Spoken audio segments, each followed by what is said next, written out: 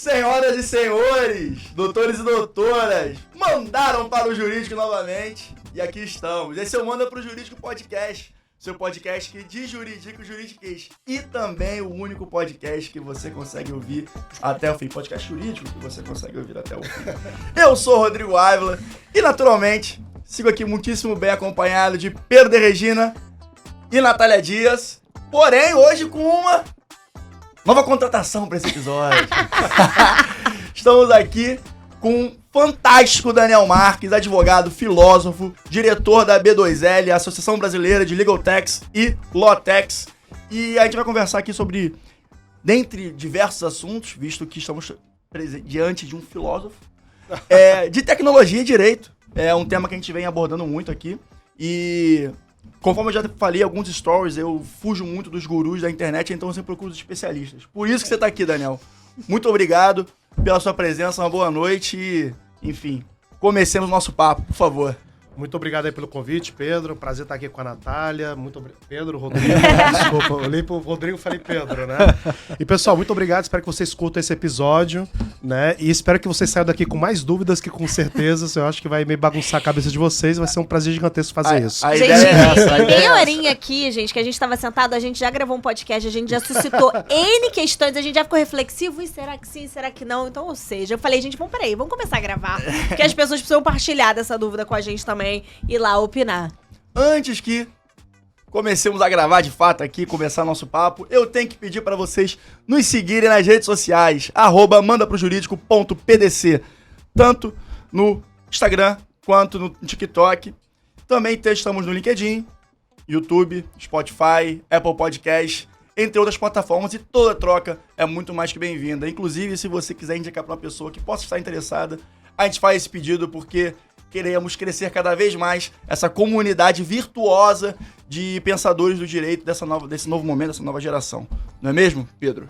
Perfeito. Poxa, gostei, tá? Sabe o que eu ia falar? Ele gravou uma marcha ali, foi, né? Eu acho que o Rodrigo, ele tá sonhando com essa frase de entrada, porque ele vem assim, certo, você, câmera 1, então é isso, curte, comenta, segue, compartilha, não sei o que. Outro dia eu fui dar parabéns pra ele e tentei replicar. Quem disse que eu consegui? Eu escuto isso aqui toda semana e não consegui replicar. Eu fui dar parabéns e ele falou, curta, compartilhe, comente.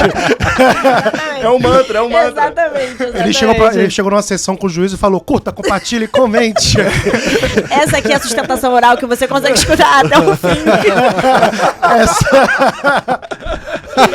Não, inclusive essa... Pior que eu já vi desembargador dormindo no meio da sustentação oral. O Rodrigo não tava lá. Inclusive esse papo esse slogan, né, o único podcast jurídico que você consegue ouvir até o fim, foi uma sugestão da Rebeca. E quem referendou foi o Bruno Fegelson. Quem falou que adorou isso, eu falei, essa então, comunidade maravilhosa. Se Bruno Fegelson adorou, tá adorado. Vou falar todo episódio aqui pra gente começar a botar energia no podcast, eu acho que é importante. O start é fundamental. Gostei. Mandou. Gostou? Agora, já falando, veio o Bruno Fegelson no papo, então a gente pensa em AB2L, que é uma relação que vocês têm muito forte, né, Daniel? E acho que a gente já foi num evento em São Paulo. Incrível, a B2L pessoal. Experience, que foi incrível, foi, como o Daniel já disse, trouxe respostas, mas trouxe muitas perguntas também, vários questionamentos que são importantíssimos para o nosso desenvolvimento profissional como comunidade. E, cara, acho que ninguém é melhor que você para poder falar sobre a B2L, visto que você capitania agora, nesse momento, a associação. Enfim, fala sobre ela pra gente e pro pessoal que tá ouvindo. Cara, a B2L, ela nasce em 2017, só que eu sempre falo que a B2L, ela não é de Law Tax e Legal Tax, ela não é só brasileira e ela não é uma associação, apesar desse seu nome. Você vê como é que o cara é filósofo, gente? Ele em uma fase já desconstruiu tudo. Segue. Por que eu falo que a B2L não é nada disso? Mas é isso, mas é um pouco mais. Porque a B2L, na verdade, em última instância, ela é uma comunidade de pessoas apaixonadas por direito e novas tecnologias e que acredita que a união entre as duas coisas beneficiarão tanto a sociedade quanto a justiça. E é com esse DNA de colaboração, de pessoas apaixonadas, que nasce a B2L. Mas como aquilo que a gente não institucionaliza não permanece, né? Perfeito. A gente acaba institucionalizando enquanto associação, que é um grande desafio. Você institucionalizar, mas mantendo esse espírito e essa pegada de comunidade. Essa naturalidade, né? De horizontalidade, de participação. Né? E assim surge a B2L em 2017, com 20 empresas de tecnologia jurídica. Já surgiu grande, né? Ela já começou grande. Com 20 empresas de tecnologia jurídica. E atualmente nós temos aí quase 1.000 associados, entre escritórios, departamentos jurídicos, advogado autônomo, prestador de serviço e as Lawtechs e Legaltechs. Né? Mas você pergunta assim, Daniel, o que tem a ver, né, escritório, departamento jurídico, né, advogado autônomo com Lawtech e Legaltech? Né? Essa resposta está justamente no espírito de colaboração em comunidade. Né? Não sei se vocês estão escutando, né, agora, vão concordar comigo ou não. Comentem aí embaixo se eu estou falando é besteira. Se for besteira, não tem nenhum problema. Mas se você quer, né, que um advogado discuta, é só colocar ele sozinho na sala com ele mesmo, que ele discute com ele mesmo. Né? É muito verdade essa Tá frase. vendo? Né? É por aí. Então, assim, se uma pessoa normal discute com ele, com a consciência dele, o advogado tem a desconsciência dele, a consciência do advogado dele que rebate. Né? Então, assim, e aí quando a B2L surge nascem 3 primeiros grandes desafios, né? E que a resposta e o valor que a gente utilizou para responder esses desafios é o que explica o crescimento da B2L. O primeiro grande desafio vai ser de Lawtech ou Legaltech o nome? Né? Você vê que o advogado ele já começa a craquezumba no começo. Ele já... Qual é a natureza jurídica?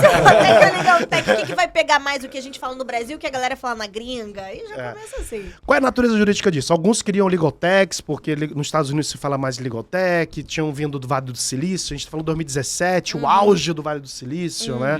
Hoje em dia, o Vale do Silício já, apesar de ainda ser muito importante, né, já não é tão assim Perdeu o glamour. né? Perdeu. Exatamente. Vê como é que a gente tá E aí tinha a galera mais de Richard Susskind, Inglaterra, né, Lawtech. Só que a gente falou assim, galera, em vez de perder tempo discutindo se é Lawtech ou Legaltech, coloca os 2 nomes. A gente tem que unir, não vamos ficar perdendo tempo em estar discutindo, separando, que é o que acontece muito dentro do direito. Né? O que é muito próprio da natureza do direito, querer distinguir. Só que essas distinções, às vezes, acabam gerando separações. Afastamento. E criando aquelas mônades, né, meio que leibnizianas, de lives, assim, que são incomunicáveis entre si, né? Vasos incomunicáveis entre si. E que não faz parte da natureza humana. E aí falou assim, não, Lawtech e Legaltech. E ficou maneiro porque ficou o nome AB2L. O 2L é uma sacada... Só que não foi. Nominativa muito legal. E aí é bacana, né? A gente não pensou primeiro no nome, mas foi a partir do espírito de colaboração e união que surge o nome, não o contrário. E a partir disso, várias associações começam até a copiar. Você vê, tem várias com 2 aí. Mas é isso, gente. Né? O que dá certo é copiado. E não tem jeito. E assim que aí. E não tem problema. E não tem problema. Assim que tem que não ser tem problema. mesmo. A gente tem que disseminar o que é bom. Todo mundo, todo grande gênero, ele nasce no primeiro momento copiando, emulando, Claro, né? Você exatamente. primeiro emula e aí depois você começa Aperfeiçoar. E você vai criar uma... No lado da Vinci fazia isso, o Galileu fazia isso, o Newton fazia isso, né? Os grandes escritores fazem isso, né? Claro. Sempre tem alguém que se inspira, vai Eu acho copiando. e aí que tá o grande catch, porque você pode se inspirar em outras pessoas e continuar tentando aperfeiçoar a sua própria obra, seja ela qual foi, seja ela em qual área. O grande lance talvez seja você nunca esquecer de fazer isso, né? Às vezes a gente fica muito estagnado ali, só replicando, e aí você vai marchar pra mediocridade, que também é uma opção, não é um problema, mas você vai ficar naquele lugar. E aí, porque se você copiar sem copiar o espírito que existe por trás, aí você tem uma dimensão muito superficial daquilo. Sim. Fica vazio, né? total. E aí fica vazio, né? Vazio de sentido. E aí, um segundo grande desafio da B2L, e foi uma segunda reunião, em um segundo momento, era se a gente teria só as startups jurídicas, né? Tinha a Associação Brasileira de Startups, ou se a gente também teria as empresas que já não seriam mais startups, né? Já seriam um modelo de business que já não seria considerado mais uma startup. Apesar de que hoje em dia, toda grande empresa, apesar de não ser uma startup, sempre mantém um pouco dessa cultura de startup, que é muito importante. Né? Então, o conceito de startup é um conceito muito polivalente, né? Então, e aí falou assim, não, cara, novamente, união. Cara, o grande precisa do pequeno, o novo precisa do antigo, o antigo precisa do novo. E foi uma resposta muito certa e correta, porque aí a gente tem fusões e aquisições, M&As, né? Ali dentro mesmo, né? Vira um hub de negócio. Vira um pouco hub de também. business. Né? E a terceira grande discussão era essa. Vai ser só de Lawtechs, Legaltechs, ou a gente vai trazer também todo o mercado jurídico? A gente entendeu desde o início que sozinho a gente não ia conseguir fazer nada. Né? Sozinho a gente não é nada, a gente precisaria ter, na verdade, um grupo muito grande de pessoas, né, que pensassem igual, que tivessem esse espírito, esse desejo de transformação, que visse nas tecnologias um modo de estar liderando a transformação dentro do direito. e que o impacto fosse positivo na sociedade. Então a gente decidiu que, na verdade, a gente teria lá as Lawtechs, Legaltechs como espinha dorsal, mas teria essas ramificações, seriam os outros associados, outras categorias de associado. Então assim surge a B2L, esse é o DNA da B2L, colaboração, inovação, paixão, né? E o ser humano como centro de toda essa transformação tecnológica. E eu acho que esse é o grande segredo da B2L até hoje em dia, que a gente é uma verdadeira... E somos uma associação sem fins lucrativos, então a gente não vende solução de tecnologia jurídica, né? Que existem associações que meio que quase disfarçadas de empresas, né? Te vende produto Te vende ali, né? produto. Entendo que a B2L consultoria. potencializa as soluções através dos seus, né, E associados. aí, vejo que vem o grande lance, que eu acho que foi uma das primeiras perguntas que a gente pensou, porque ela é óbvia, mas é sempre bom trazer alguém falando esse ponto. Você tá meio que no epicentro da discussão sobre inovação e utilização da tecnologia. Isso não é agora em 2023, é desde 2017. Por que você acha que até hoje, se bem que às vezes a gente fica numa bolha em que a gente fala tanto de inovação, que a gente acaba que se distancia de quem não tá falando. Por que você acha que ainda o universo jurídico, especificamente, ainda é tão reativo? Ainda mantém um tradicionalismo que chega a prejudicar o desenvolvimento da profissão? E só uma segunda pergunta ali. Como você vê o Brasil nessa questão, comparando-se com o resto dos outros direitos espalhados pelo mundo? Ótimo. São duas perguntas muito boas, né? Não tem uma resposta única para isso. Acho que são várias respostas, umas de mais peso e outras de menor peso. Mas, em primeiro lugar, eu acho que faz parte da natureza do próprio advogado. Né? O advogado, ele nasce para manter a ordem daquilo que está estabelecido. Acho que é uma questão de perfil. É da natureza da profissão do advogado, né? Você manter aquilo que já está constituído e estabelecido como ordem. Né? Então, acho que isso acaba impactando, né, no surgimento, né, e na adesão dessas novas tecnologias dentro do direito. Eu acho que também tem uma outra dimensão, que é a dimensão histórica. Até ontem, como advogado, você com uma caneta, seu vadimeco e um papel, você conseguia exercer sua profissão. Sim, de fato. Só que no mundo hiperconectado e no mundo de dados, sociedade de dados, e o mundo tecnológico, um advogado, ele necessita também dessas ferramentas para exponencializar o exercício da própria advocacia. E até melhorar a sua própria entrega de serviço para a sua clientela, no caso de um advogado de escritório, né? E não era algo necessário. Você pensa, por exemplo, na medicina. A medicina que nós vivemos hoje em dia, desde 200 anos atrás, ela não existiria se não fosse através de instrumentos tecnológicos que ajudassem a melhorar, né, a medicina em si. Né? Quando você pensa, por exemplo, na física, a física ela não surgiria se não fosse através dos instrumentos. A biologia não existiria se não fosse através de um simples microscópio. Então, assim, existe até certas profissões que surgiram devido à tecnologia. Você pensa na mecânica quântica, né, no final do século XIX e início do século XX, né, com o princípio de determinação de Heisenberg. Ela só surge porque há instrumentos tecnológicos, né, que permitem isso. E é o que está acontecendo hoje em dia no direito. Nós temos aí pelo menos 20 novos nichos de atuação dentro do direito devido às novas tecnologias. Então, por um lado, você tem, da própria natureza do direito, essa dimensão de conservar a ordem, que não é ruim, ela é necessária na sociedade, mas acaba atrapalhando o desenvolvimento da própria profissão, porque você olhar todas as relações sociais apenas com o olhar jurídico, você enviesa a leitura que existe da sociedade e da história. Um segundo elemento é que até ontem não era necessário você usar tantas tecnologias, a sociedade mudou. E um terceiro elemento, que é próprio da natureza humana, que é sempre lutar contra o novo.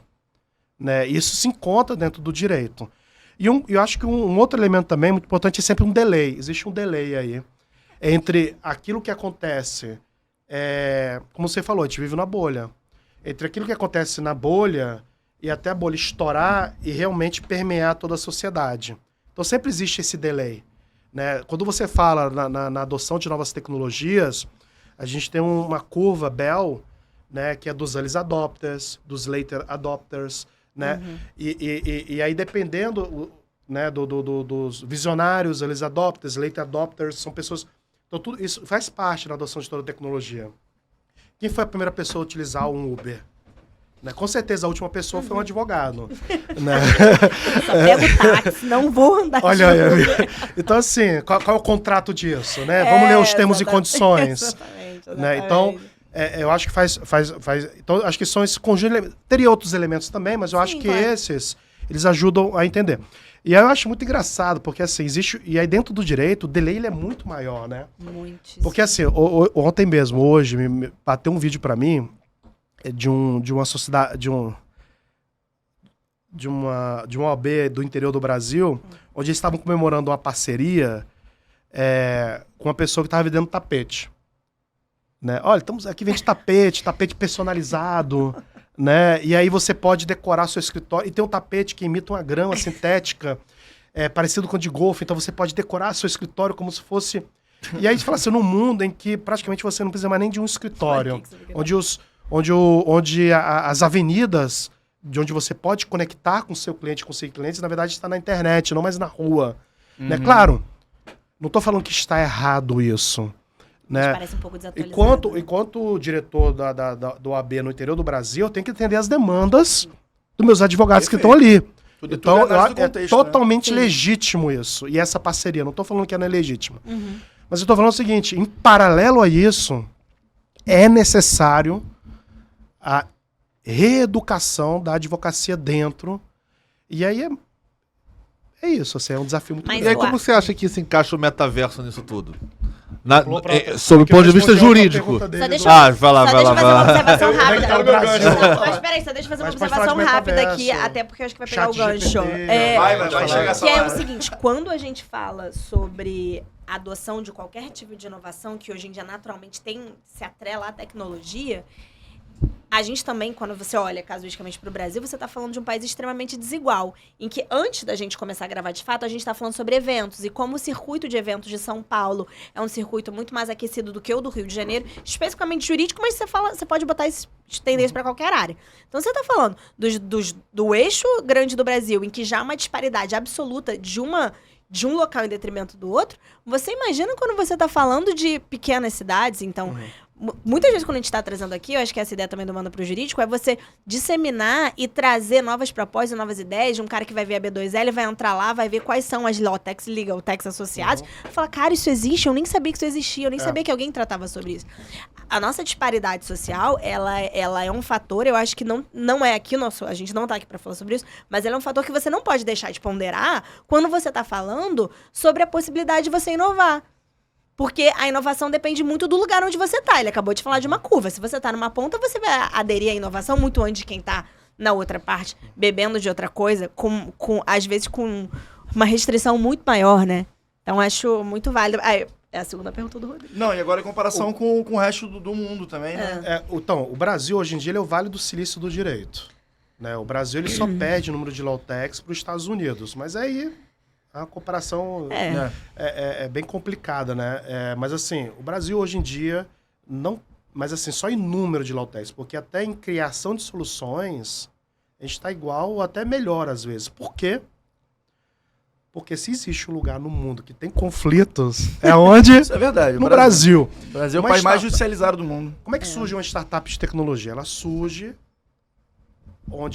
de tal modo que a tecnologia, ela, na verdade, ela é um instrumento para resolver um problema, né? E aí, você, de maneira mais barata, mais eficaz, mais rápida. Então, assim surge a tecnologia, né? E surgem as startups. Me diga um país no mundo que tem o maior número de litígios que o Brasil, o maior número de advogados que o Brasil. Né? A gente tem 77 milhões de processos judiciais, indo para 80 milhões. A gente tem aí 1.300.000 advogados, é o maior número de advogados habitantes do planeta Terra. Nós temos 1.600 cursos de direito. Se juntar todas as faculdades de direito no mundo, no Brasil nós temos mais, né?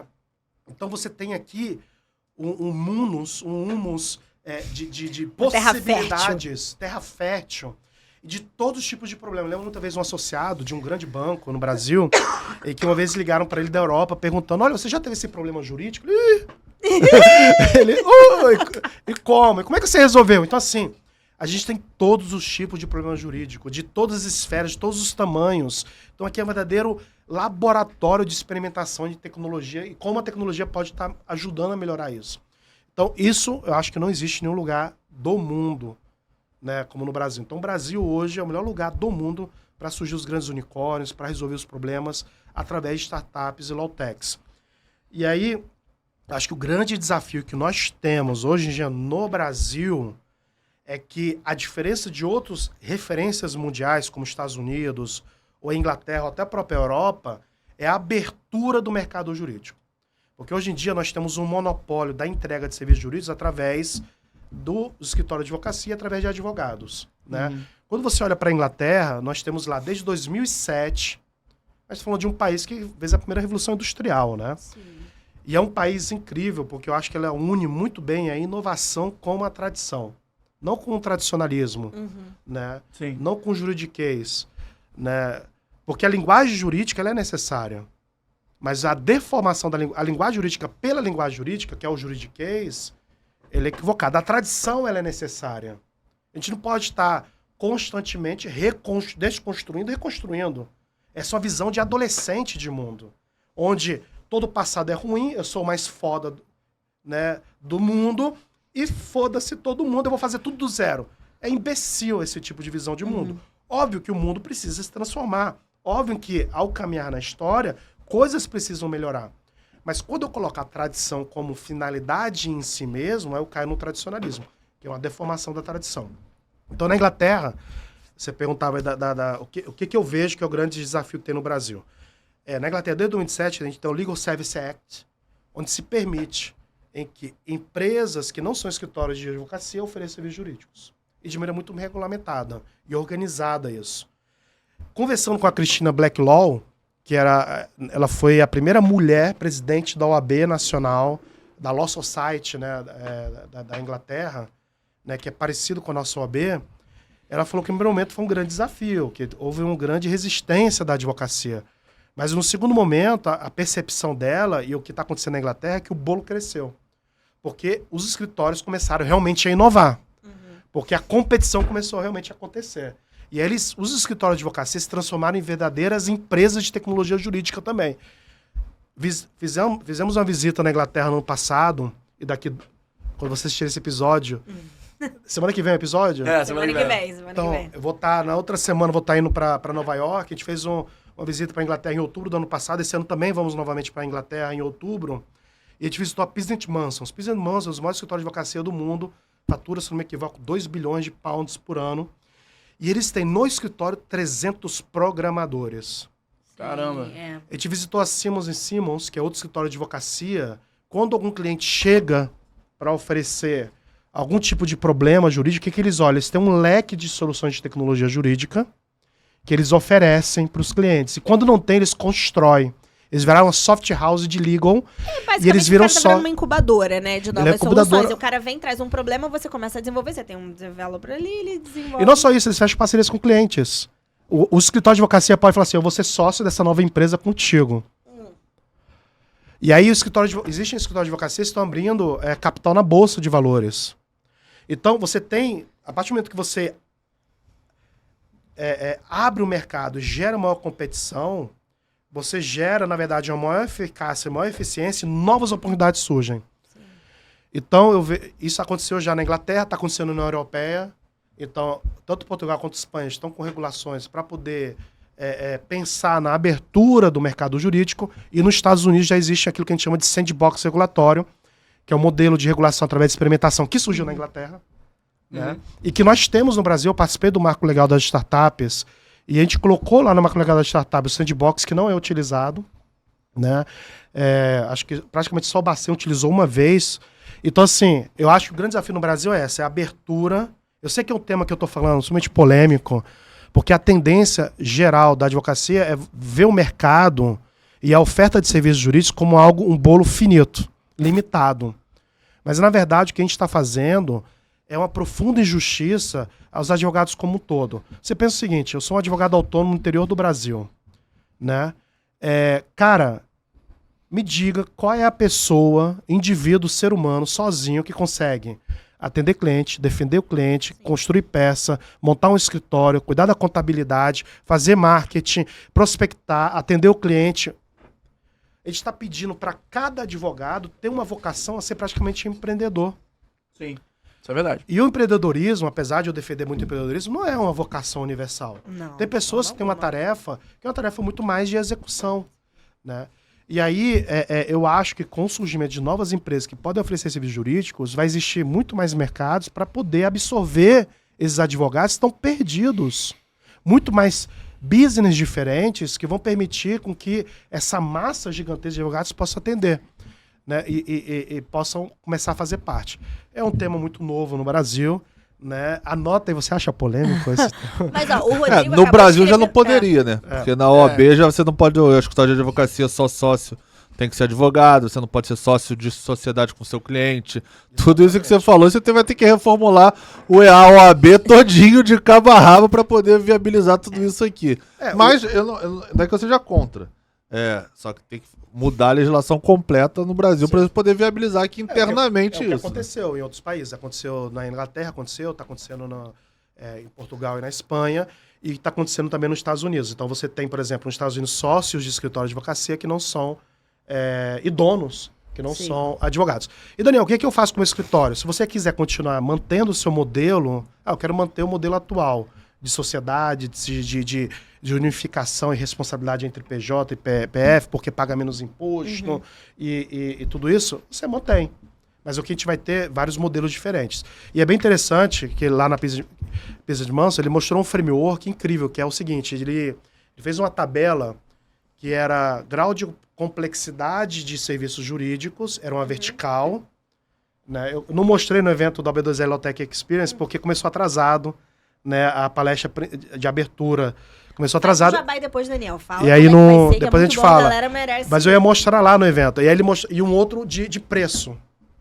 E é o que ele fazia, falava assim, olha, e aí você tem pelo menos uns 10 modelos diferentes de empresas na Inglaterra, e fala, dependendo do tipo de modelo de empresa, você vai se encaixar dentro do mercado em menor complexidade, menor preço, maior complexidade. Então, existe um espaço para todo mundo, onde você pode atender melhor os seus clientes, dependendo do tipo de complexidade que é o serviço jurídico e dependendo do tipo de preço e oferta que você tem ali para a entrega daquele produto e serviço jurídico, né? Ô, Rodrigo, fala do seu artigo do Jota, que é um contraponto a essa colocação. É verdade, e eu vou do até Daniel. puxar o gancho pro levantar a bola para Pedro cortar depois. Não sei se você ficou sabendo, eu e o Samico, Paulo Samico, também membro da B2L, Mondelize, juiz da Mondelize, etc. A gente fez um artigo mencionando, na verdade eu não diria que é um comportamento que eu tenho observado muito nas pessoas que fazem a inovação pela inovação. Assim como você falou do juridiquês pelo juridiquês, né? Falar o juridiquês pelo juridiquês.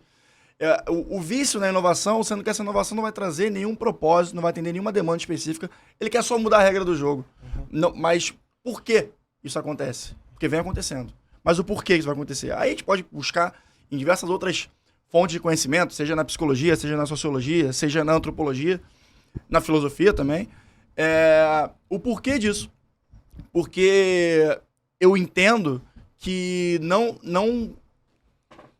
essa cólera, né, que vem rolando no mercado traz dano para a própria dinâmica do ambiente de trabalho, seja trazendo mais ineficiência, visto que de repente o que quer ser mudado, de repente era o que era para ser mantido, ou trazendo até questões psicológicas, de ansiedade, etc., dentro da própria coletividade. Eu acho que até tem um pouco a ver com o que ele falou sobre relação ao conservadorismo, né? Que tem gente que aplica mais para teorias econômicas, etc., mas também tem essa relação o conservadorismo, ele tem a sua razão. O tradicionalismo, ele tem a sua razão. Então, acho que vocês, em algum ponto, vocês se comunicam. Eu acho que a inovação se encontra na existência da demanda. Se a demanda não existe, por que inovar? Né? Você encontrar os gaps para que a gente possa trazer os benefícios e trazer o desenvolvimento para o mercado, para a equipe, para a coletividade, para as pessoas, para o direito. Mas uma vez não havendo essa demanda, você não identificando essa demanda, não tem por que você dar um passo à frente. Eu penso dessa forma. Talvez seja um conservadorismo. Eu não sei se eu concordo com você, não, mas vou refletir um pouco melhor. Não, tudo bem. Mas eu não sei se não é uma lei. Você poderia dar um exemplo concreto do que você Do quê? falou? Para ficar mais claro, um exemplo concreto do que você falou. Com relação ao inovício? De não inovar por inovar, porque não tem uma demanda para poder atender aquela... Eu acredito, por exemplo, vou até puxar o que o Pedro queria levantar aqui do metaverso. O metaverso, eu acredito que tenha seu valor, tenha seu nicho, tenha seu posicionamento.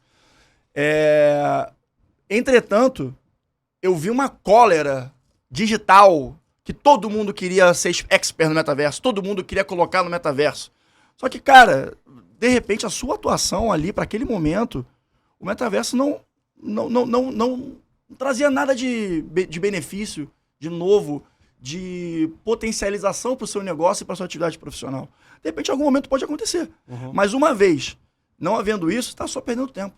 Sim, mas esse exemplo do metaverso é perfeito. Por quê? Por exemplo, eu me lembro muito bem que assim que... Só para adiantar, eu quero falar sobre isso, eu acho que o ChatGPT pode muitas vezes acontecer isso também. O ChatGPT é o novo metaverso. É o novo metaverso. Mas, na verdade, essa semana deu uma pausa porque é dosimetria da LGPD. Todo mundo é especialista em dosimetria da LGPD. É verdade. Saiu agora, né, essa semana, as dosimetrias. A regulamentação sobre E aí as sanções, eventuais segunda-feira pela manhã abriu o LinkedIn, né, e aí tá 300 pessoas falando de dosimetria de LGPD.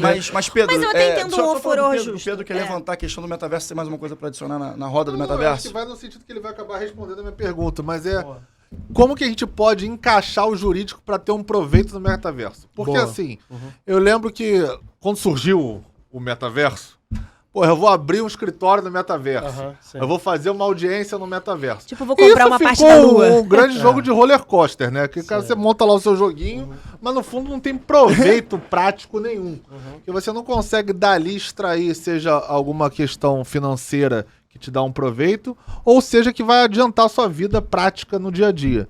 Então eu vi que, de certa forma, acabou indo mais pro lado do inovício, mas não porque eu acho que as pessoas tentaram atropelar, mas sim porque eu acho que a gente ainda não sabe nem como explorar o metaverso direito. Esse é o grande detalhe pra mim. Eu acho que o metaverso surgiu, mas como que eu me insiro e como eu tiro proveito do metaverso? E principalmente a questão jurídica, né? Que é sempre outra... Só pegando um gancho pra citar um exemplo, eu e Rodrigo, a gente foi no Rio Innovation Week desse ano, e uma das palestras que a gente parou era de uma corretora de imóveis no metaverso. Que inclusive tinha um cara da Bradesco Seguros vendendo seguro para a corretora de imóveis dentro do metaverso. Boa. Então, o que a gente observa dentro... Acho que a gente pode analisar essa questão do metaverso e a questão da hype do metaverso em várias camadas, né? A primeira camada é o que a gente chama dentro do marketing do FOMO, né? Que é o a gente menciona isso no texto. É o Fear of Missing Out, né? O medo de você ficar fora. É que nem aquela galera, todo mundo conhece alguém que comprou Bitcoin no início. Todo mundo, não, eu conheço fulano que comprou Bitcoin quando não valia nada, centavos. E aí, só que quando a gente... E aí, por que surge o Fear of Missing Out muito mais forte na nossa geração do que outras gerações? É só olhar a velocidade de adoção de tecnologia em relação, ao longo da história. Quando você pega, por exemplo, o carro ele demorou 70 anos para chegar a 50 milhões de pessoas. 70 anos. Olha você só. teve 70 anos, 50, 70 anos, para entender o que é o carro. Qual o paralelo com o carro? É o cavalo. Criança pode andar de cavalo. Criança pode dirigir carro, né? E aí, o que você tinha quando surgiu o carro? Né? Naquele primeiro momento, você tinha os red flags, isso na Inglaterra, pessoas que iam com a bandeira vermelha na frente para os carros não atropelarem os cavalos. Né? A transição, né? Essa imagem é bem interessante porque todo movimento de transição de uma nova tecnologia, a gente acaba criando vários red flags. Só que, mais cedo ou mais tarde, não vai precisar mais de cavalo mesmo. Tá entendendo? Mas os red flags, de certo modo, são necessários, porque tem uma transição ali. Só que olha só, eu tinha 70 anos de fazer transição. Quando vem a televisão e demora 50 anos para chegar a 50 milhões de pessoas, eu tenho 50 anos de transição para entender como é que funciona, né? Só que quando a gente vem para uma das novas tecnologias, você pega aí o Facebook, se eu não me equivoco, o Facebook ele demorou 3 anos para chegar a 50 milhões de pessoas. 3 anos, tá ok? Ou um pouco menos, só buscar aí no Google, que você vai achar exatamente. O TikTok demorou, acho que 9 meses para chegar a 100 milhões de pessoas, o dobro. 9 meses. Olha só. 9 meses. E quando ele vai pro ChatGPT, que é o próximo tema, 1 mês ou 2 meses, 100 milhões de pessoas. Então, a velocidade de adoção ela é muito mais rápida. Só que, então, o que acontece? Novas ondas de tecnologias vão surgindo muito mais rápido e o cara e a sociedade como um todo fala assim, caramba, tá passando um trem aqui, só que o trem antigamente passava uma vez por ano, uma vez a cada 70 anos, né? E ele demorava para passar. E hoje em dia é cada vez mais rápido. Então, quando surge uma nova tecnologia, a tendência natural das empresas como um todo, né, e da sociedade como um todo é falar, caramba, eu quero fazer parte disso. É o novo Bitcoin, né? É o novo carro, eu quero ser o primeiro, eu quero estar aqui junto nessa onda. Então, existe essa dimensão, independente do direito, próprio da natureza humana, que é o medo de estar fora dessa oportunidade de estar surgindo. Existe outra dimensão também da natureza humana, né, que é do oportunismo, né? Exato. Cara, recentemente eu postei um vídeo no meu Instagram comentando a notícia no Rio de Janeiro, que primeiro vídeo viral meu, 600 mil visualizações, estando para 700 mil visualizações no Instagram, no TikTok. De fato, você tá aí, me siga, Doc Daniel Marques, vai estar aparecendo aqui em algum lugar do vídeo do YouTube. Algum lugar, Doc, aí, Brunão, se vira, Brunão. Doc Daniel Marques no Instagram, no TikTok, no Twitter e também no LinkedIn. Pode me seguir. E também aproveito para seguir a B2L, a B2L Brasil. Perfeito. Postei lá, que é o seguinte, cara, é muito bizarro. Era uma notícia que eu até hoje não sei se é verdadeira ainda. Tá lá no jornal da Band News essa notícia. Que era um grupo de golpistas vieram pro Rio de Janeiro. Eu vi esse teu vídeo. Eu não vi. Tu viu esse vídeo? Eu não vi. Eu tô rindo muito. Perdi, gente, eu fui não comentando. FOMO. É um vídeo de 20 segundos. É surreal. Comentando. Eu vi umas 5 vezes pra entender a parada, porque era muito bizarro. A parada Inception. Golpe Inception, brother. Sabe aquele filme Inception? Um sonho dentro do sonho dentro do sonho. Então, um grupo de golpistas vieram pro Rio de Janeiro, montaram uma escola de como dar golpe na internet. É de tech, pô. Né? É uma edtech. É uma edtech. E aí, eles deram um golpe, os professores deram um golpe nos alunos, falaram, olha, deposita, porque a prova final para passar era dar um golpe nas pessoas. Ou seja, aplicar a técnica que eles ensinaram. Surreal. Fenomenal, super pedagógico. Façam isso, pessoal, tem que ir pra prática, não basta a teoria. É a prova prática, né? E aí eles depositaram todo mundo na mesma conta e falaram, vamos depositar, depois a gente partilha de maneira igual aqui pra todo mundo. Bandido bom, né? Aí foi o golpe dentro do golpe. E aí os professores roubaram os alunos e os alunos foram com o tráfico, com a milícia e sequestraram os professores. E aí a notícia é a polícia dando batida com os professores presos dentro de um quarto em Copacabana. Então esse é o Rio de Janeiro. Cara, o Rio de Janeiro não dá. Maravilhoso. E os caras vieram pra onde fazer isso? No Rio de Janeiro, porque o espírito... lógico, aqui é o suco de tudo. É que nem o espírito da B2L, o espírito de comunhão. Aqui, esse é o espírito do Rio de Cara, Janeiro. então, Tudo no Rio é diferente, Melhor é mais lugar pra dar complicado, né? golpe. Então Impressionante. você tem uma explicação, na minha visão histórico-antropológica, que é do Fear of Missing Out, realmente existe novas ondas, e a pessoa tem um medo natural, pô, quero fazer parte disso. Aquele aplicativo, por exemplo, de rádio, qual é o nome dele? O que bombou durante a pandemia, as pessoas entravam, só se escutavam. Que fazia é verdade. Clubhouse? É o Clubhouse. Clubhouse, isso. Pô, foi uma hype. Sim. Você falou, foi uma hype. Mas eu acho que atendia isso... uma demanda, um problema real. Mas todo mundo entrou. Por quê? Fear of Missing Out. E aí você tem outra questão do oportunismo, realmente. E aí, por causa disso, eu dei algumas entrevistas, tanto na Jovem Pan quanto na Cidade Alerta, falando de golpes digitais. Você tem muitos golpes digitais que nascem desse desejo de oportunismo da pessoa. Vamos te dar retorno de 10%. E o criptomoeda e o Bitcoin, em si, ela não nasce com esse espírito de golpe, mas o ser humano, né? A teologia explica, né? A teologia cristã, judaica, né? O pecado original, aquela coisa. O ser humano tem essa tendência a querer se aproveitar. Quando a gente vai para o metaverso ele tem uma explicação antropológica, histórica e filosófica de que vai acontecer mais cedo ou mais tarde. Ele é um conceito polivalente. Sim. Não existe uma única definição de metaverso. Daniel, como é possível não ter única definição de metaverso? Me explica o que é me defina a internet. Se eu perguntar para 10 pessoas o que é a internet, 10 pessoas vão explicar de maneira diferente, e todas elas de maneira certa. Então, o que é o metaverso? É a fusão entre a realidade física e a realidade virtual. Né? Uhum. Então, existe essa fusão. Isso vai acontecer mais cedo ou mais tarde.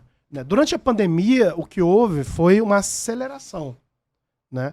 E aí, claro, surgiu esses dois fenômenos, do FOMO, o fenômeno do oportunismo, né? O fenômeno de também entender o que está acontecendo. Né? E aí, qual é a primeira tendência do advogado em geral? Aí vamos descer para o mundo do direito. Só para concluir, o FOMO hoje em dia faz parte de um critério para ser uma estratégia para publicitários, Nubank começou assim. Nubank, por exemplo. Mas na verdade sempre foi. Geração de escassez não é um conceito. Não é um conceito da internet. Ele é um conceito antiguíssimo. Você não compra um Rolex porque todo mundo pode não usar. Você compra um Rolex, é dificílimo você achar um Rolex, entendeu? Então, o Nubank, quando o Nubank ele começa com aquela parada do convite. Exato. Você podia ter uma conta no convênio, mas não todo mundo pode. sim, O Facebook claro, isso era assim óbvio. também. O Ou Facebook, era o ele Orkut, começou, agora eu não lembro. o Facebook começou nas universidades. E você, para poder ter uma conta do Facebook, tinha que receber um convite. É uma Sim, técnica claro. totalmente válida. Ela pode, como toda técnica, como válida, um bisturi. Ele pode ser utilizado para matar pessoas e salvar vidas. Sim. Ele é um instrumento. Sim. Ele foi criado, e a causa do bisturi, ele foi criado para a finalidade intrínseca do instrumento é salvar vidas, não é para matar pessoas. Mas o ser humano pode deformar a finalidade das coisas. O metaverso é a mesma coisa.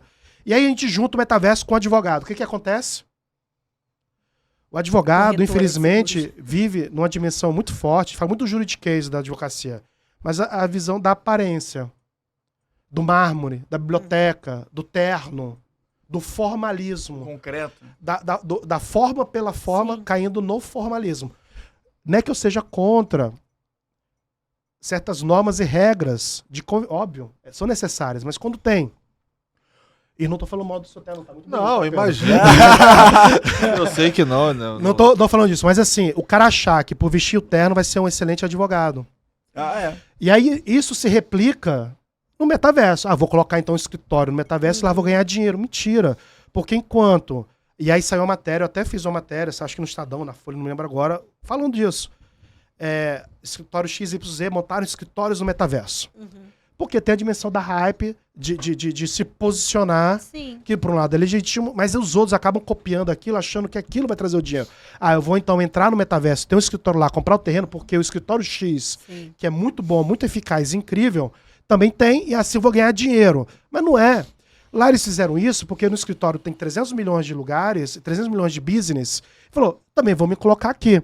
E aí o outro advogado ingênuo, que acha que tem um terno, vai fazer um bom advogado, e acha que também colocar lá o negócio no metaverso, vai também ganhar dinheiro. Enquanto a maioria estava fazendo isso, você tem escritórios de advocacia que falam, beleza, mas olha só, o que o empreendedor do metaverso precisa? Pô, eu preciso de um advogado que entenda como fazer um contrato de NFT. Eu preciso de um advogado do escritório de advocacia que entenda como fazer um smart contract. Eu preciso de um advogado que me explique e me ajude a criar um projeto de lançamento de NFT, de como contratação, fazer a contratação utilizando os moldes de startup. E aí você tem... Como eu discuto a NFT, os mascotes dentro de uma ação judicial. Exatamente. Ou então, quando eu falo de criptomoedas, eu preciso saber como é que, por exemplo, se minha criptomoeda está sendo retida por um banco X e o advogado. Então, assim, quando o advogado olha essas coisas, ele tem que entender como eu, advogado, posso atuar oferecendo produto e serviço. Não é porque eu tenho que estar lá com a minha loja de metaverso. E aí Faria Sedão e Maia, Lime Ferguson e outros escritórios de advocacia, e faltam no Brasil a Lumex, né? Daí surge a empresa do Caio Barbosa, que fez projetos de NFT para reserva, para outras empresas.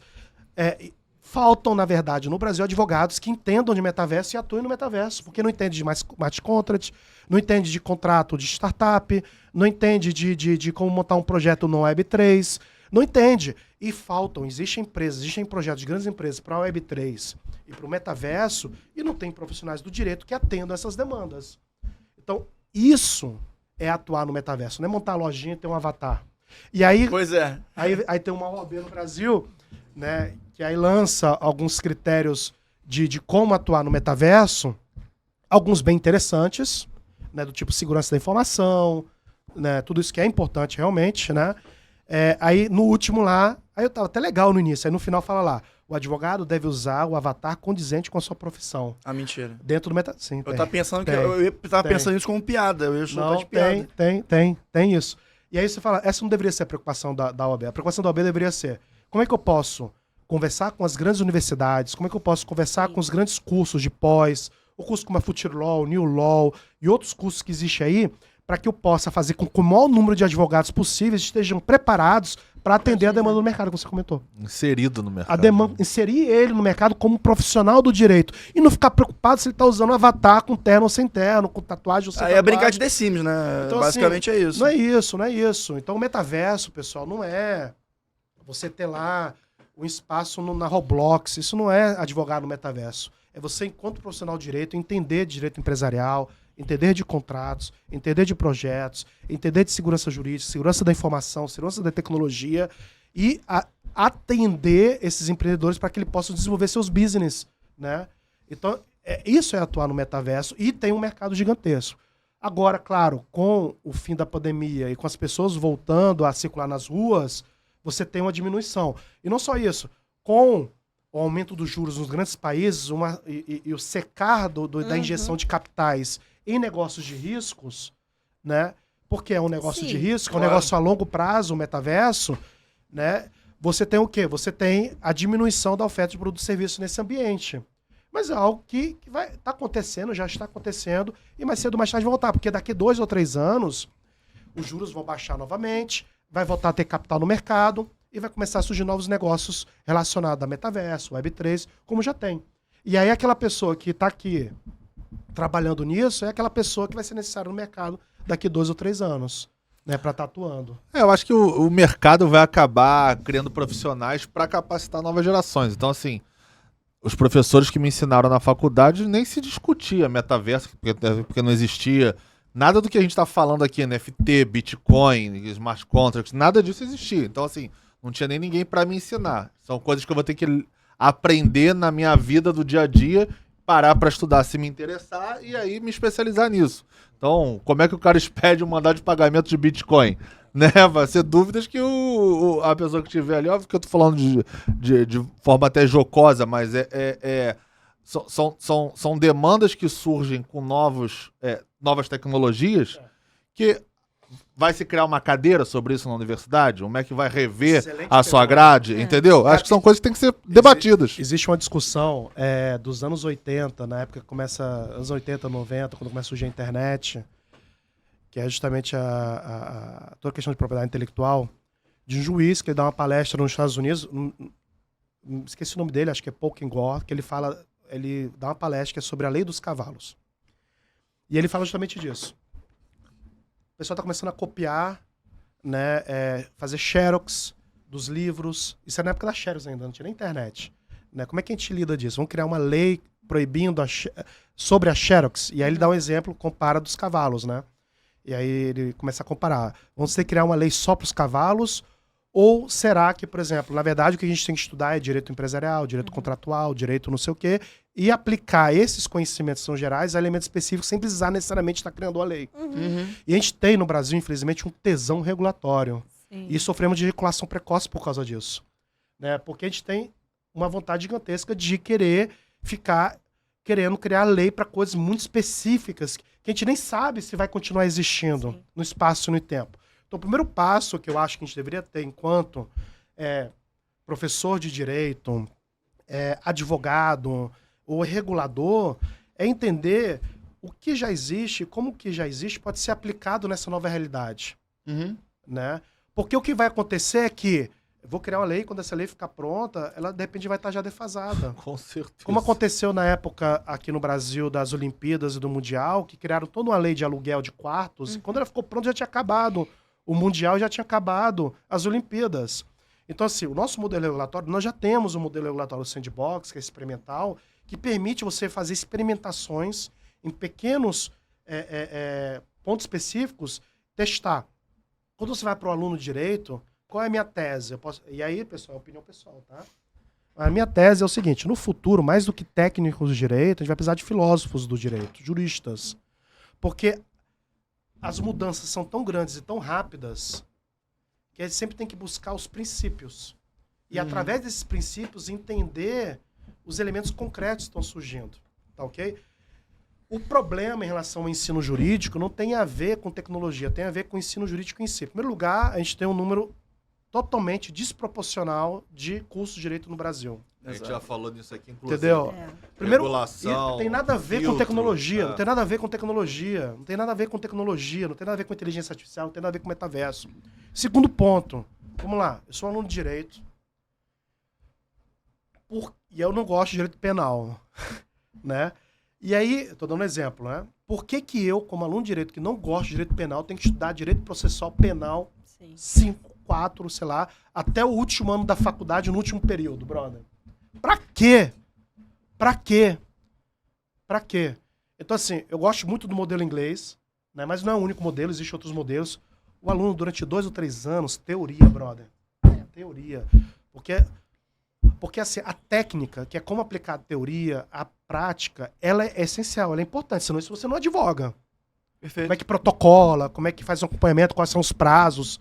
A técnica, ela é importante. Só que ela é importante a partir de certos princípios.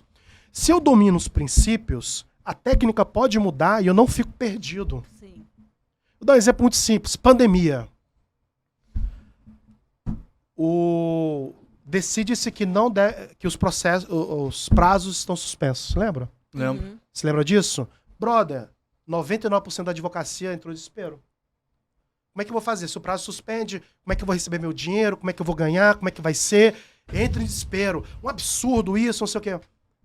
1% da advocacia falou assim, o que eu vou fazer? Eu vou fazer acordo, mediação e conciliação online. Balcão virtual. Balcão virtual que surgiu depois. Surgiu depois. Então, assim, por quê? Porque a gente absolutiza aquilo que não é absoluto. E às vezes a gente relativiza aquilo que deveria ser absoluto. Então, a gente tem uma troca de valores muito grande. A gente vê isso constantemente na advocacia, a técnica pela técnica, a linguagem jurídica pela linguagem jurídica, o terno pelo terno, a imagem pela imagem. E a gente não entende que tudo isso, na verdade, tem que estar dentro de um contexto e em busca de uma finalidade. O direito em si, ele não se justifica. O advogado em si não se justifica. A advocacia em si, ela não é intestinal, ela não é para si, ela é para o outro. A causa final do direito, o Reale fala isso, é a justiça. A causa final do advogado é busca do exercício dessa justiça. Então, e é a partir dessa causa final que a gente tem que pensar nas transformações tecnológicas. E a gente tem que pensar nas novas habilidades que o advogado tem que adquirir. Então, eu acho que os primeiros 2, 3 anos do advogado deveria ser introdutórios, focados em princípios. Os últimos 2 anos, o cara escolher, sei lá, eu quero mais pro empresarial. Eu quero mais possível. Você tá falando como da engenharia, né? Aquele ciclo básico da engenharia e Isso, que depois você Exatamente. ramifica. E na Inglaterra, além disso, lá na Inglaterra não existe uma única ordem. Existem 2 ordens. Barristers, que lidam nos tribunais, e os solicitors, que é da Law Society. Então são 2 ordens, que faz tudo e que o pessoal do tribunal não cuida, né? E aí, quando algum solícito tem algum cliente, tem algum problema de contrato, tem que ser levado ao tribunal, ele vai e contrata um barrister. E aí, como é que funciona na Inglaterra? Acho bem interessante. Isso faz 3 anos, parte muito teórica, muito teórica. Os últimos 2 anos tem que decidir se ele vai ser solicitor ou barrister. E aí, se ele vai ser barrister, ele tem que conseguir um mentor que durante 2 anos vai ensinar para ele como funciona o tribunal, ou seja, a técnica, a prática. Uhum. E depois ele assina. A mesma coisa com o solícito. Ele vai para um escritório para ser solícito de contratos, para ser solícito de uma área bem específica. Então, assim, eu acho que o que a gente tem que fazer, em primeiro lugar, tem que parar de ter curso de direito no Brasil. Tem que fechar, na verdade, muitos cursos de direito, na minha visão. Fechar muitos cursos. Fazer uma prova aí, quem tiver a nota abaixo de X, fecha. Segundo ponto, né? Posso estar errado, pessoal, isso é uma opinião, tá bom? Pessoal de curso de direito, não tenham raiva de mim, tá? Essa é uma opinião, e como opinião, não é dogma, é doxa, né? Opinião. Então, não é episteme, né? É doxa. Então, eu acho que deveria diminuir, em primeiro lugar. Ou parar, pelo menos, de ter novos cursos. Segundo ponto, reformular o nosso ensino jurídico. Porque o aluno de direito sai sabendo tudo e não sabe nada. Isso que você tá falando agora, Daniel, dá até um gancho legal para um último bloco que a gente quer tratar, que é sobre o ChatGPT, porque o que você tá falando, acho que a gente pode extrair como o instrumentalizador do direito como um mero repetidor de lei, sem nenhum tipo de reflexão. Você mesmo trouxe que você acha que o filósofo jurídico vai ter espaço. Onde é que você acha que nessa lógica entra o ChatGPT, ou esse tipo de inteligência artificial, ou seja, um chat que conversa, dialoga com você, e onde é que você acha que isso pode ou não afetar o mercado jurídico? Ótimo. Para quem usa o ChatGPT, essa frase minha fica clara, né? De que mais do que filósofo, mais do que técnico de direito, vai precisar de filósofos. Porque quem usa o ChatGPT é isso, é fazer as perguntas. Se você não faz a pergunta certa, o ChatGPT vai te dar uma resposta horrível. Sim. E depois ele não substitui o técnico. Por quê? Eu já fiz vários testes. Eu fico horas e horas lá fazendo coisas no ChatGPT. Se você dá uma orientação, faz uma pergunta e ele te dá uma resposta. Você, como advogado, que conhece muito bem aquele tema, sabe que está incompleto. E aí você fala assim, mas está faltando aquilo, completa com isso, com isso, com isso. Então, na verdade, o ChatGPT, que é uma inteligência artificial incrível, né? E acho que fez o mais incrível do ChatGPT foi mostrar, em primeiro lugar, uma aplicação muito boa da inteligência artificial que fugisse da questão dos algoritmos das redes sociais e do carro autônomo e colocar isso na mão das pessoas, democratizar, né? E mostrar um valor muito grande o ChatGPT na prática, e não só o ChatGPT, todos desses tipos de inteligência artificial que estão começando a surgir, similares ao ChatGPT da OpenAI, é de ser um excelente assistente. Então, aí nisso Ele não substitui, ele é um assistente. Ele vai acabar substituindo, na verdade, um assistente. Você acha que o ChatGPT ele vai acabar criando mais advogados generalistas, porque você consegue simplesmente coordenar as funções ali com as perguntas certas? Ou você acha que é o contrário, ele vai criar advogados especialistas, porque ele vai dar o genérico e na sua especialidade naquela matéria, você vai conseguir dirimir alguns pontos que vão ser interessantes para você poder imputar? Acho que depende qual é a função do advogado dentro daquela sociedade, né? Vocês têm uma sociedade aí de alguns advogados, né? Qual é a função dele? Qual é a sua função? Se a função do advogado é de organizar, né, legal operations, né, de coordenar a eficácia do escritório, então vai ser uma. Então ele vai utilizar o ChatGPT para uma finalidade. Se a função dele é mais específica, então ele vai utilizar de maneira muito mais específica. E depois, o ChatGPT, né, ele pega todo o conhecimento, toda a base até 2021 da internet e documentos que circulavam na internet até 2021. Dizem que vão atualizar com a nova base. Então não está conectado lá na internet. O que está acontecendo hoje em dia? Você pode se conectar ao ChatGPT através de APIs, que são protocolos de integrações de sistemas diferentes, né? São protocolos que integram sistemas diferentes, e eu posso utilizar, por exemplo, a base de dados do teu escritório. Então, na hora que você for utilizar o ChatGPT, ele vai ser muito mais assertivo, porque ele vai utilizar a base de conhecimento do escritório, não da internet como todo. Então, ele vai ser muito mais assertivo. Isso já está acontecendo. A gente tem a Ironclad, que é um unicórnio, que é um ALSP, Alternative Legal Service Provider, que é toda a área que está surgindo nova dentro do direito. A Meryl Carroll, que palestrou no evento da B2L, que era do Legal Operation do Google, é head de comunidades lá, está usando o ChatGPT, por exemplo, para análise de contratos. Vou dar um exemplo bem simples. A Barca do Rio de Janeiro talvez feche essa semana, né? São 7.000 páginas o processo Você rodar... Imagina você poder rodar com a base de dados todos os julgados do Ministério Público, dos tribunais, para analisar esse processo de 7.000 páginas. 7.000 páginas, pessoal, com documentos e tudo. Né? E existem processos muito maiores. Sim. 7.000 páginas, assim, né? A gente está falando de 77 milhões de processos, sem contar as páginas, né? Sempre dizer assim, quantas páginas a gente não tem de processos judiciais no Brasil? Né? Daria para chegar onde? Acho que é Saturno, talvez. Possivelmente. Né? Ainda fazer o anel. Então, você imagine... E aí ele faz uma análise dos contratos e para ver se todas as regras que aquele escritório de advocacia utiliza para aquele tipo de contrato estão implementadas ou não, para aquele tipo de cliente.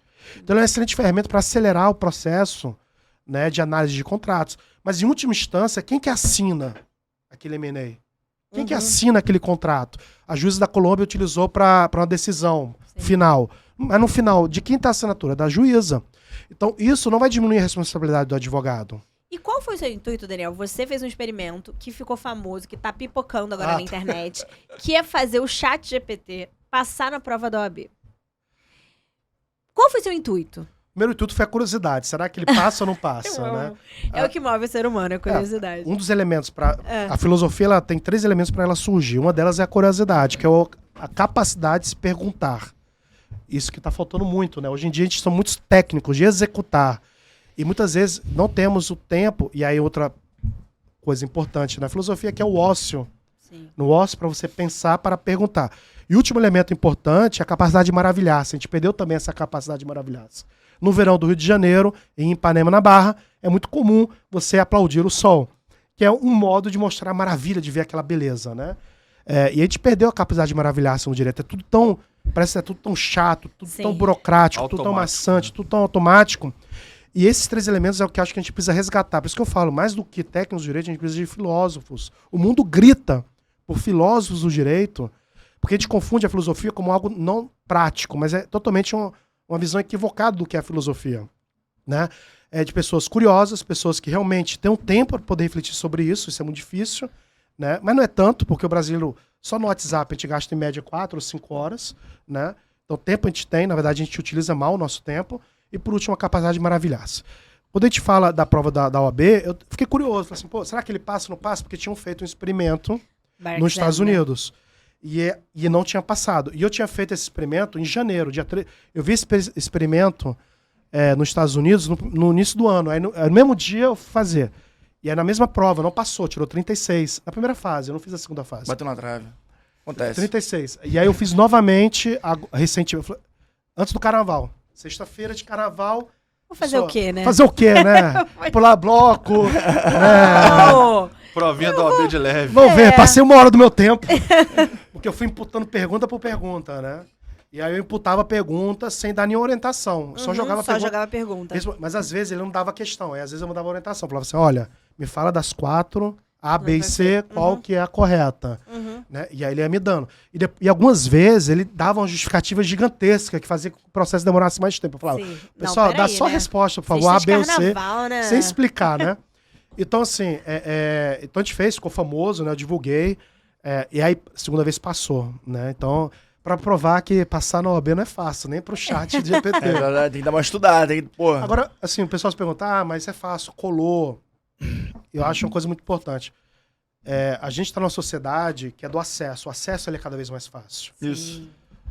Só que o acesso sem você ter dentro de você um arcabouço fica vazio. É necessário a gente ter um arcabouço intelectual de conhecimento para que possa exercer a profissão. Não basta apenas ter o acesso. Eu vou entrar no Google, vou entrar no chat GPT. Até porque, para ter soluções criativas, é necessário o encontro de coisas diferentes, né? Então, assim, para você ser um bom advogado, é óbvio que é necessário você conhecer a lei, conhecer a técnica. O que quer dizer, na minha visão, o teste do chat GPT ter passado? Não significa porra nenhuma. Entendeu? Não significa nada. Simplesmente que passou. Sim. Que passou. E significa que existem certos elementos que você pode utilizar ele como recurso para estar te ajudando, sim. como ferramenta. Né? Como eu falei anteriormente aqui, o problema do ensino jurídico ele é anterior à inteligência artificial. Isso é Ele é verdade. anterior ao chat GPT, é anterior ao blockchain. Independente se tivesse tecnologia ou não, teria que ter uma reforma no modo que a gente ensina o direito e exerce o direito. Nós vivemos uma sociedade do direito no Brasil, dos advogados, que é a sociedade do litígio. Né? Litigo primeiro, pergunta depois. Então, assim... A quem interessa isso, né? A sociedade, com certeza, não. É caro, demorado, não faz sentido. Então, assim, tanto que a gente está até lançando aqui em primeira mão, no Comitê Nacional da OAB Federal de Judicialização, liderado pelo Dr. Diego, né, a gente vai estar lançando, falta ser aprovado ainda pelo Conselho da OAB Federal, um selo nacional de desjudicialização. Legal. De boas práticas Nossa, mínimas que as incrível. empresas, não só empresas, escritórios, departamentos jurídicos, Sim. devem ter para ajudar na desjudicialização. E aí, eu acho que a gente entra também num outro problema que eu acho que é importante a gente refletir, que é dentro do nosso sistema de justiça, a gente está vivendo apenas uma primeira era da digitalização. Que primeira era da digitalização é essa? Que é copiar o analógico. Foi o que a gente fez. Espelhar o analógico, A gente né? espelhou que é natural. Eu estou espelhando o analógico. Né? E é importante esse processo. Nós temos aí os tribunais 100% digitais, o Barcom virtual, né? A gente tem plataformas de mediação e conciliação. Só que é necessário agora uma segunda era da digitalização para que aconteça a verdadeira disrupção do direito, que é repensar o direito através de uma lógica tecnológica e não mais analógica. E você acha que a gente tá chegando nesse lugar? Eu acho que Você acha agora... que a gente já tá nesse lugar? Então, foi um dos painéis que eu criei lá no evento da B2L para começar a provocar esse tema. A gente precisa repensar o direito, porque, voltando ao exemplo do cavalo, quando começam a se criar os carros, eles pensavam no quê? No cavalo mais rápido. Né?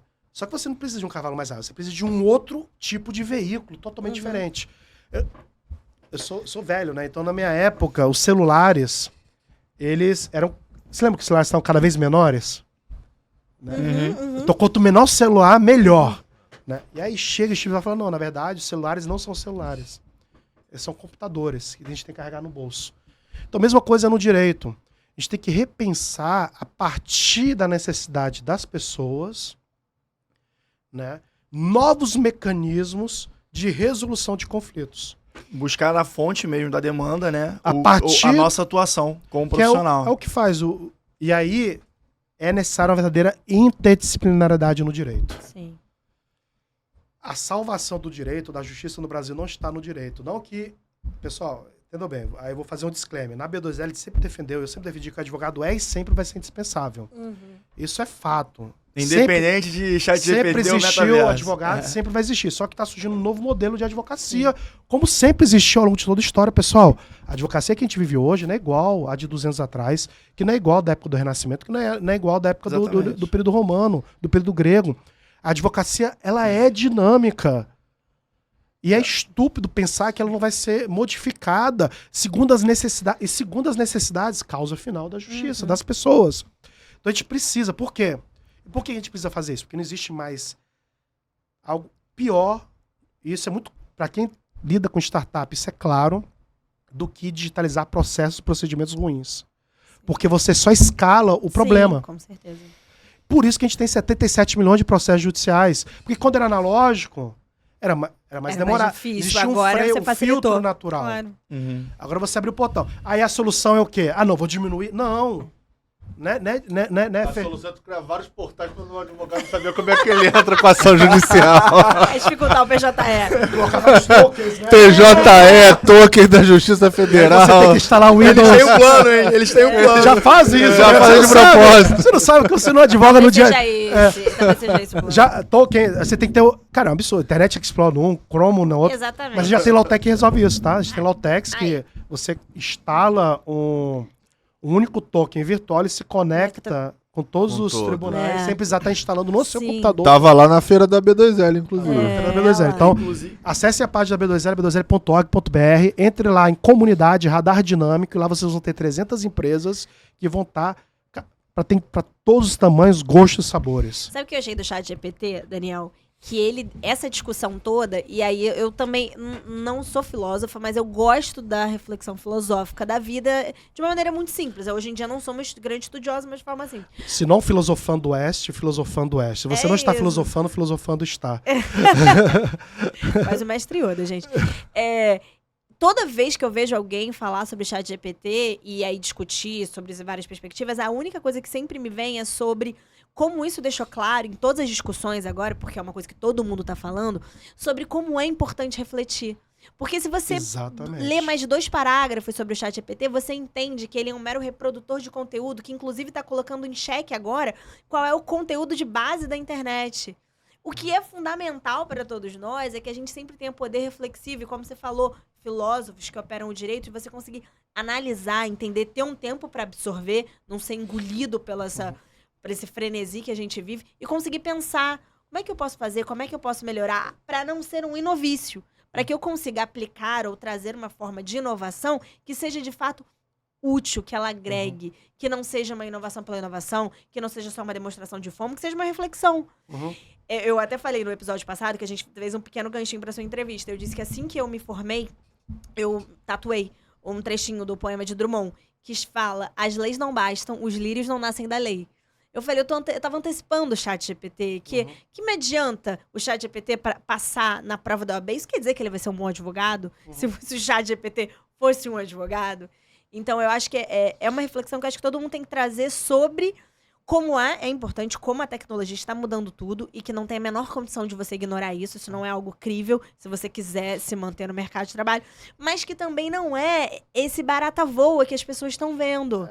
Que não é uma inteligência artificial que vai substituir o que a gente faz de mais essencial. Eu entendo a advocacia, o direito, né? De maneira que cubra todas as suas formas de atuação profissional, como algo que sempre existirá enquanto houver relações humanas. Com certeza. Então, Onde tem independente... sociedade, tem justiça, tem direito. Exato. E tem advogado. Exatamente. Então, eu fico Porque o muito advogado é tranquilo. essencial à justiça. Eu fico muito tranquilo com relação a essas perguntas, meio que com o espírito de manchete, né? Jornalística, porque eu vejo que a maneira como nós entendemos a sociedade e vivemos em sociedade carece do direito. E a sociedade evolui, e o direito vai evoluir, e as inovações não são só tecnológicas, também tem inovações intelectuais a partir das demandas que aparecem das mudanças sociais. E se eu puder responder essa pergunta que a gente trouxe para o Daniel também, eu diria que o advogado, o jurista, sempre vai ser essencial para o desenvolvimento da sociedade. Com certeza. Agora, A gente tá esquecendo de pensar, né? A gente pegou uma coisa, eu tô aqui o tempo inteiro com o celular, é e-mail que eu recebo, é o WhatsApp que eu recebo. Se eu quero lembrar de um caso, eu queria lembrar de um caso que foi julgado agora na Suprema Corte dos Estados Unidos. É que a gente pegou uma extensão da nossa memória e eu acho que a gente, com isso, ainda é uma coisa tão nova, a gente não tá sabendo ainda lidar com a nossa inteligência. Se eu tenho alguma coisa que estende a minha inteligência, então eu não preciso lembrar uma palavra, não preciso lembrar um caso. Eu acho que eu paro de elaborar. Número de telefone. Antigamente todo mundo sabia o número de telefone de todo mundo. Hoje em dia Pois ninguém é, sabe o telefone de ninguém. Eu lembro até hoje o telefone da minha casa. meu celular é o primeiro Dois, celular da quatro- minha casa. Nem sei se Sabia? funciona mais. É 2491-8090, aqui na único- barra. Outro dia eu perguntei pra minha estagiária qual é o telefone dela, ela não sabia. Não, Ela mas foi eu- vendo, eu- você às foi vezes Eu eu só agora- sei o meu celular. Porque as pessoas Eu só perguntam. sei o meu porque é o meu primeiro celular da minha família. E foi passando de geração em geração, o número tá Rodrigo, comigo essa até hoje. linha você Não, tem que- vai pra Mas é isso que eu herança. falava, né? Não basta a gente ter o acesso, é necessário a gente ter o acervo dentro da nossa Sim. mente. Exato. E a gente confunde. E aí é aquela discussão muito mais epistemológica, filosófica, que é a inteligência não é o cúmulo de informação. Porque se a inteligência for o cúmulo de informação, então realmente as máquinas, a inteligência artificial é muito mais inteligente que o humano. Sim. Só que a inteligência artificial ela tem pouco de inteligente e muito de artificial. Dizem que inteligência artificial é que nem sexo na adolescência. Já viu essa ou não? Não. Né? Espero que vai ter ansiosa. corte. Será que o YouTube vai derrubar? Se derrubar, coloca um pi. Shadow Tá Ban, bom? meu Deus do céu. É que nem sexo na adolescência. E aí, Beca, vai derrubar ou não vai derrubar? Coloca um pin pra não derrubar o YouTube. Ó. Inteligência artificial, até ontem com o chat GPT, é que nem sexo na adolescência. Todo mundo falava que fazia. Eram poucos que faziam e quem fazia ainda fazia ruim ainda.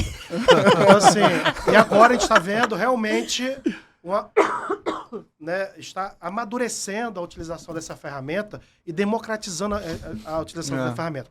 Só que a inteligência humana, né, de uma missão muito mais filosófica e epistemológica, é intus legeres. Né? Intus legeres significa capacidade de ler internamente a essência das coisas.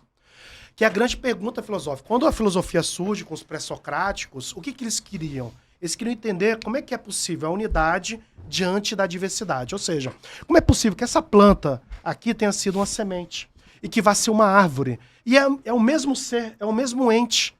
Só que são tão diferentes entre si. Será que são seres completamente diferentes ou o mesmo ser?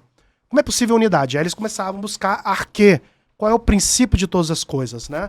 E aí os primeiros filósofos pré-socráticos, né, buscavam as coisas nas coisas materiais, são conhecidos como materialistas. Então, é o fogo, é a água, né? E a partir do mesmo a gente começa a buscar em princípios não materiais, né? É o ser, né? Então, é o indeterminado. Então, então, a gente precisa, a inteligência não significa o volume, acúmulo, volume gigantesco de informação, né? A inteligência não significa uma dimensão quantitativa, é a dimensão qualitativa, de profunda, de essência. E é isso que a gente não entende. Por quê? Porque desde a filosofia moderna, a gente reduziu a nossa interação com a realidade à pura materialidade. Né? Existiu o demônio de Laplace. Já ouviram falar do demônio de Laplace? Laplace era um grande pensador, um grande cientista, enciclopédico na época do iluminismo, em que ele falava que todas as coisas se reduzem a coisas materiais. Então, e a gente está falando no surgimento da física moderna, né? Galileu, Newton, ele falava o seguinte: se eu pego esse celular aqui e jogo na sua cabeça, né? Se eu souber a força, direção, pressão, eu vou saber exatamente onde ele vai cair antes de jogar. Beleza? Então, se eu tenho o acúmulo de todos os dados do mundo, né? Eu posso simplesmente saber o futuro, prever o futuro. Então, Deus não é mais necessário.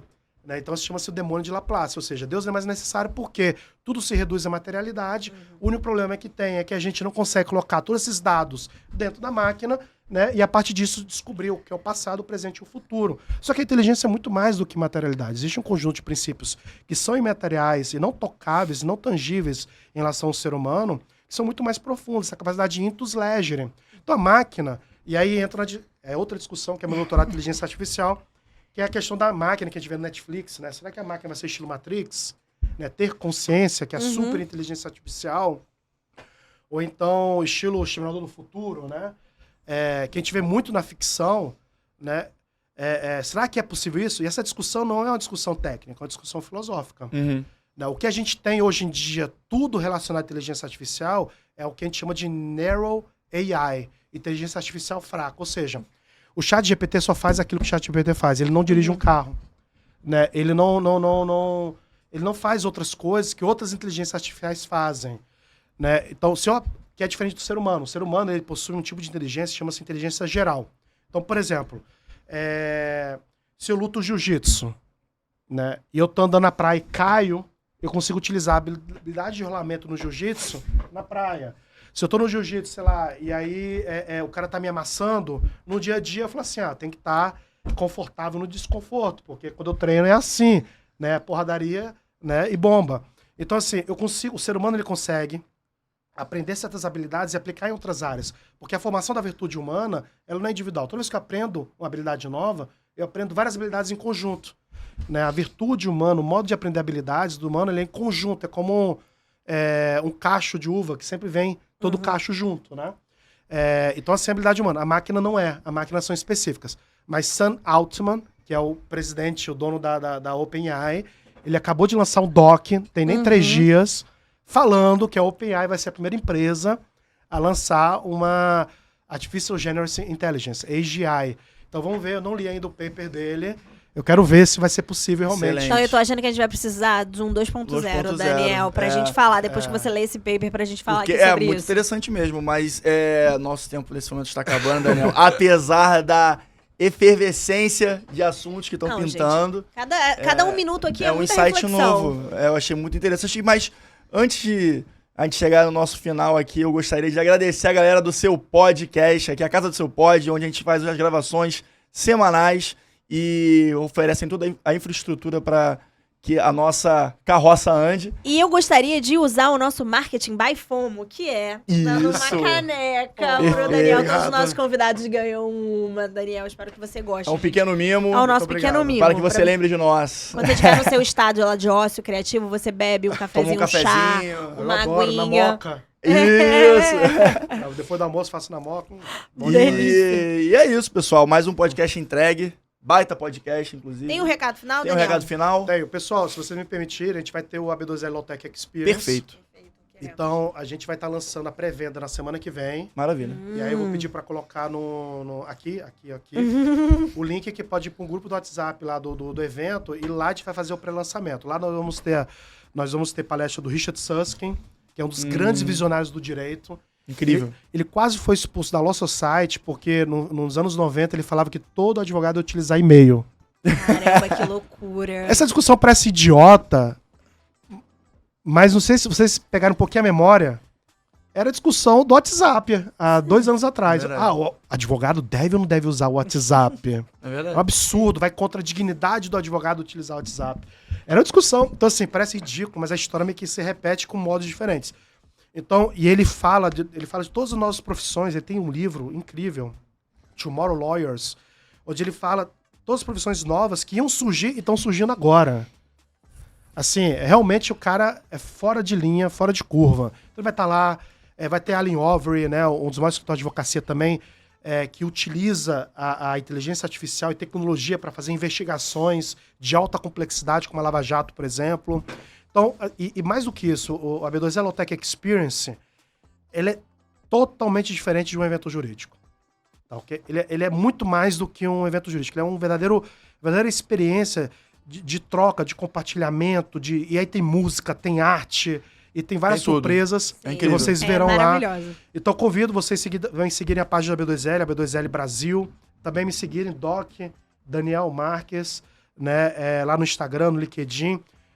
Se alguém tiver alguma dúvida depois desse podcast, eu vou estar abrindo no meu Instagram aí uma caixinha de dúvidas e perguntas. Maravilha. Boa, Vocês- perfeito, Se perfeito. quiser continuar o bate-papo lá também no Instagram, Depois pode do responder lançamento, lá. semana que vem. Então vai estar lá aberto para vocês, então. E agradecer. Muito obrigado, Pedro. Obrigado Pedro, você. Rodrigo. Acontece. Errou uma vez, erra zero. Pior que eu sei, não. Rodrigo, Pedro, Natália, muito obrigado. E, pessoal, não tenham medo, né? O advogado e sempre vai ser indispensável, só que o novo modelo de advocacia está surgindo, né? E mais do que técnicos de direito, não que a técnica seja importante, vão surgir, na verdade, verdadeiros juristas. É isso que a sociedade precisa. E estão surgindo pelo menos 20 novos nichos de atuação dentro da advocacia em que as empresas estão buscando e não encontram. Então, é uma oportunidade gigantesca. Daniel, como é que eu descubro isso? Lá na B2L, né, nós trazemos os temas mais inovadores. É na B2L que começa a falar, em primeiro lugar, no Brasil inteiro, sobre legal design. É na B2L que a gente começa a falar sobre Alternative Legal Service Provider. É na B2L que a gente começou a falar sobre, em todo o Brasil, sobre Legal Operation. Então, todos os temas mais inovadores a gente aborda lá na B2L, enquanto associação. E por quê? Porque a B2L é mais foda? Não é. É porque realmente a gente tem 700 associados, dos maiores escritórios, dos maiores departamentos do Brasil inteiro e fora do mundo. Então é um verdadeiro think tank, né, de provocações de temas e que permite isso, nessa troca de experiências. E parabéns aí pelo Manda pro Jurídico e conte sempre comigo aí. Muito obrigado. Além da B2L, galera, sabe já que vocês veem um pouquinho de experimentação, inovação, pessoas incríveis? Não manda pro jurídico. Com certeza. E sabe onde? E agora tem que puxar pra gente também. Sabe onde você vai encontrar isso tudo? Nas nossas redes sociais. @mandaprojurídico.pdc, tanto no TikTok Gente, quanto no sonho. Instagram. Estamos no YouTube, Spotify, Apple Podcast. E indica pra galera, vamos criar essa comunidade cada vez mais forte, com mais musculatura digital e intelectual pra todos nós, tá bom? E pra qualquer outra dúvida, você já sabe, né, Nath? Manda pro jurídico, galera. Valeu. E pra B2L também. E pra B2L e pro Daniel. maravilhoso do Valeu, Daniel. gente. Um Beijo. grande abraço. Até semana que vem.